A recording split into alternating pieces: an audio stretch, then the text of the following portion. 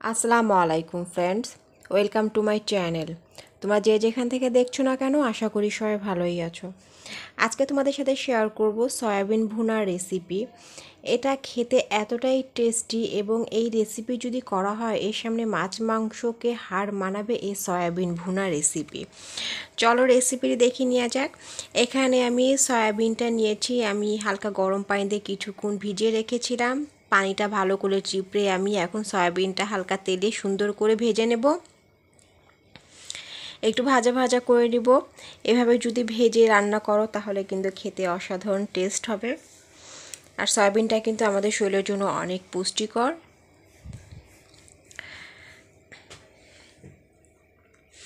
আমার সয়াবিনটা ভাজা হয়ে গিয়েছে ফ্রেন্ডস, দেখতেই পাচ্ছো। সয়াবিনে কিন্তু প্রচণ্ড পরিমাণ প্রোটিন আছে, এটা আমার হেলথের জন্য অনেক ভালো এবং বাচ্চাদেরও কিন্তু খুব পুষ্টিকর একটা খাবার। আমি সয়াবিনটা তুলে রেখেছি, এবার দিয়ে দিচ্ছি আমি আলুটাও আমি সুন্দর করে ভেজে নেব। এভাবে সয়াবিন এবং আলুটা যদি ভেজে রান্না হয় তাহলে কিন্তু অনেক টেস্টি হয়, খেতেও কিন্তু অসাধারণ টেস্ট হয়। আর এর সামনে যদি তুমি মাংস রাখো তাহলে তোমার মাংস বাদ দিয়ে কিন্তু তোমরা এই সয়াবিনের রেসিপিটাই খাবা। আর হচ্ছে এই রেসিপিটা খেতে এতটাই টেস্টি যে ছোট বড় সবাই কাড়াকাড়ি লেগে যাবে এই রেসিপি খাওয়ার জন্য। সে কারণে একবার হলেও রেসিপিটি ট্রাই করবা। আর আমার এই ভিডিওটি যদি তোমাদের কাছে একটু ভালো লেগে থাকে অবশ্যই আমার চ্যানেলটাকে সাবস্ক্রাইব করে পাশে থাকবা প্লিজ।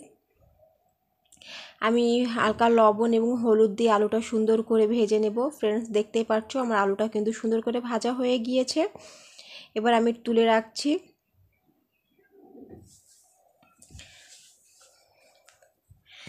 সয়াবিন কিন্তু খেতে কিন্তু অসাধারণ লাগে। এই সয়াবিন দিয়ে তোমরা ভাত, পরোটা, লুচি যে কোনো জিনিস দিয়ে তোমরা কিন্তু এই সয়াবিনের এই রেসিপি দিয়ে কিন্তু যে কোনো জিনিসই খেতে পারো। এবার আমি একটা প্যান নিয়েছি, দিয়ে দিচ্ছি আমি আস্ত গরম মশলা। আমি দিয়েছি 3টে এলাচ, 2টা লবঙ্গ, দারুচিনি দিয়েছি। আমি দিয়ে দিচ্ছি একটা পেঁয়াজ কুচি। আমি হালকা ব্রাউন করে ভেজে নেব। এতে কিন্তু তেমন কোনো মশলা লাগে না, বাসায় থাকা মশলা দিয়ে কিন্তু তোমরা এত সুন্দর একটা রেসিপি করে নিতে পারো। এখানে আমি প্রায় 1 চামচের মতন শুকনো মরিচের গুঁড়া দিয়েছি, দিচ্ছি 1/2 চামচ হলুদের গুঁড়া। ফ্রেন্ডস, আমি কিন্তু এখানে হলুদের গুঁড়াটা কম দিয়েছি, কারণ যেহেতু আমি আলুতে কিন্তু হলুদের গুঁড়া দিয়েছি সেখানে আমি সামান্য একটু হলুদের গুঁড়া দিয়েছি।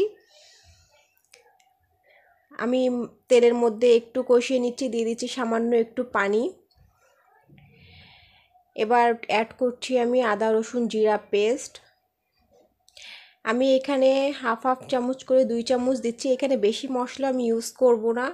আমি হাফ চামচ করে 2বার দিয়েছি। প্রায় 1 চামচ আমি আদা রসুন জিরা পেস্ট দিয়েছি। চাইলে তোমরা শুকনো উপকরণও দিতে পারো। এই সয়াবিন ভুনা যে খেতে এতটাই টেস্টি, তোমরা কিন্তু দেখেই বুঝতে পারছো কতটা টেস্টি হবে। এখানে স্বাদ মতন দিয়ে দিচ্ছি লবণ, যেহেতু আমি সয়াবিন এবং লবণে কিন্তু আমি হালকা সল্ট দিয়েছি, লবণ দিয়েছিলাম, সে কারণে আমি বুঝেই লবণটা দিচ্ছি। এই সয়াবিনটা কিন্তু একবার যদি খাও বারবার খেতে ইচ্ছা করবে। আর যারা এখনও খাওনি তারা একবার হলেও ট্রাই করবা। আর রেসিপিটি কেমন হয়েছে অবশ্যই আমাকে কমেন্ট করে জানাবা। আমার মশলাটা কিন্তু ভাজা হয়ে গিয়েছে, এবার আমি ভেজে রাখা আলুগুলি অ্যাড করে দিচ্ছি।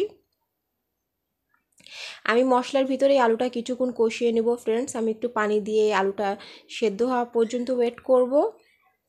এই রেসিপি করতে কিন্তু বেশি সময় লাগে না, অল্প সময়ের মধ্যে কিন্তু তোমরা যে কেউ এই রেসিপি করে নিতে পারবা। আমি ঢাকনা দিয়ে প্রায় 5 মিনিটের মতন রান্না করে নিচ্ছি। ফ্রেন্ডস, আমার ঢাকনা তুলে আমি তুমি দেখাচ্ছি আলুটা কিন্তু আমার অলরেডি সিদ্ধ হয়ে গিয়েছে। আমি তোমাদেরকে দেখাচ্ছি আমার আলুটা কতটা পারফেক্টলি সিদ্ধ হয়েছে। সিদ্ধ হয়ে গিয়েছে। এবার আমি অ্যাড করে দিচ্ছি সয়াবিন। ভেজে রাখা সয়াবিনটা আমি অ্যাড করে দিচ্ছি। আমি ভালোভাবে নাড়াচাড়া দিয়ে নেব। এই সয়াবিন ভুনা থাকলে আমাদের বাসায় কিন্তু আর কিছুই লাগে না, ছোট বড় কিন্তু সবাই আঙুল চেটে পুটে খেয়ে ফেলে, এতটাই টেস্টি হয়ে থাকে। এই সয়াবিন ভুনার রেসিপি বুঝাই যাবে না যে এটা মাংস নাকি, এতটাই টেস্টি একটা রেসিপি যে মাংসের স্বাদকেও হার মানাতে বাধ্য হবে এই সয়াবিন ভুনার রেসিপি। আমি দিয়ে দিচ্ছি সামান্য একটু গরম মশলার গুঁড়া। গরম মশলার গুঁড়া দিয়ে আমি অনবরত ভালো করে একটু নাড়াচাড়া দিয়ে দেবো। এবার অ্যাড করছি পানি। এখানে আমি হালকা গরম পানি ইউজ করছি, যেহেতু আমার আলুটা কিন্তু সেদ্ধ হয়ে গিয়েছে। আমি হালকা গরম পানি ইউজ করছি, আমার কিন্তু অল্প সময়ের মধ্যে এটা হয়ে যাবে। তোমরা যে যেমনটা ঝোল রাখতে পছন্দ করবা ততটুকুই রাখবা, আমি আমার প্রয়োজন অনুযায়ী ঝোলটুকু রেখে দিয়েছি। কারণ সয়াবিনে কিন্তু বেশিটা ঝোল ভালো লাগে না, আমি কিন্তু মাখা মাখা একটু রাখবো, সে কারণে আমি প্রয়োজন অনুযায়ী ঝোলটুকু দিয়ে দিয়েছি। এবার ঢাকনা দিয়ে আমি 5 মিনিট রান্না করে নেব। ফ্রেন্ডস, দেখতেই পারছো আমার সয়াবিন ভুনা কিন্তু অলরেডি শেষের পর্যায়ে। আমি আবার একটু নাড়াচাড়া দিয়ে নিচ্ছি।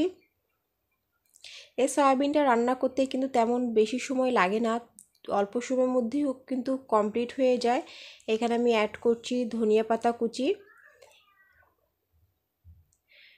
ধনিয়া পাতা দিয়ে কিন্তু বেশিক্ষণ আর রান্না করা যাবে না, তাহলে কিন্তু ধনিয়া পাতার কালারটা কিন্তু নষ্ট হয়ে যাবে। চেষ্টা করবা হিটারটা অফ করে দেওয়ার জন্য বা গ্যাস অফ করে দেওয়ার জন্য। আমার সয়াবিন ভুনাটা কিন্তু হয়ে গিয়েছে, আমি তোমাদেরকে সার্ভ করে দেখাচ্ছি কতটা লোভনীয় হয়েছে। ফ্রেন্ডস, দেখতেই পারছো আমার সয়াবিন ভুনার রেসিপি কতটা পারফেক্ট হয়েছে, সো ইয়ামি। আমার ভিডিওটি যদি তোমাদের কাছে ভালো লেগে থাকে অবশ্যই লাইক, কমেন্ট, সাবস্ক্রাইব করে পাশে থাকবা প্লিজ। আর একবার হলেও রেসিপিটি ট্রাই করবা।